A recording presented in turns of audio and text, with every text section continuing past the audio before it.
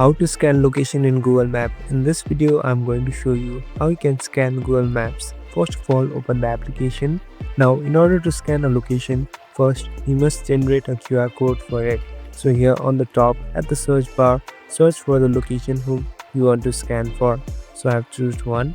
Now you can see this share button. Tap on share. There will be a link created and you must just copy this link. So simply tap on copy and go to a web browser and simply go to this website called MeQR. Here you'll be able to generate a QR code. Simply tap on this Google Map links and paste the code. Here on the bottom you'll be able to generate a QR code and you're done. So this QR code will show you the exact location of where I have kept the location of. Thank you for watching this video. I hope this video will help you.